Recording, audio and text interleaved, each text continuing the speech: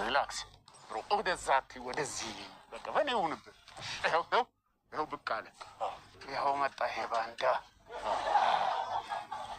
ግን እንዳልኩ እንደተነጋገር ነው እንዳንጎዳው። እሺ እንዳንጎዳው ትንሽ እንዳልከው ጠቅጠቆች ግን በሴ ከዚህ ሁሉ ለምን በንግግር ብንፈታ አይሻልም? ለምሳሌ ከስዊዝ የሚገኘውን ፍራንክ ለሶስት እንድንካፈል ብንስማማ። ሰውየው እኮ ገለታ ነው ሙሌ። ማነው ብሮ ንግግር አይገባውም። ስንቴ ነው የምነግርህ? ሪላክስ በቃ ካልክሽ እንግዲህ ምን ማድረግ ይቻላል? ግን አደራ ከስዊዝ ከሚመጣው ፍራንክ ላይ እንዳንካፈል ነው። እንማማር። አንተ ምን ሆነህ ነው?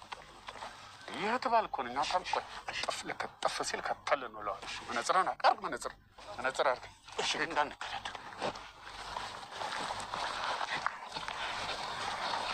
እንዴ? ምን ሆነህ ነው? ሰውዬ ምንድን ነው አንተ? ምን ሆነህ ያያቀፋለህ እንዴ? ምንድን ነው? ትገፋናለህ እንዴ? መንገዱ ሞላው። እንግዲህ አንተ ብቻ ነው እንዴ መንገዱ? ልትዘርፉ ይፈልጋችሁ ከሆነ እኔ ድሃ ነኝ፣ ገንዘብ የለኝም። ትሳደባለህ እንዴ? ዘራፊ ምናምን ትላለህ።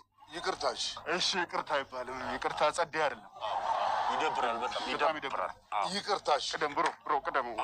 አንተ ብሮ ታላቅ አይደለም አንተ እንዳልጎዳው ነው። ችግር የለም በእኔ ይሁንበት። ቤት ኪራይህን አስብ፣ መሰረታዊ ችግርህን አስብ። ቢሆንም ብሮ በአንተ ያምራል አይደለም? አንተ ግባው፣ አጅብሃለሁ። አንተ ግባው። ጊዜም ትምህርት እንዲሆን ትንሽ እሱ የሚያናግርህ ነገር አለ። አይ ግድ የለም ብሮ አንተ ከአንተ ከየት ጀምሮሽ ወይ ገላማ አልተረፈኝ።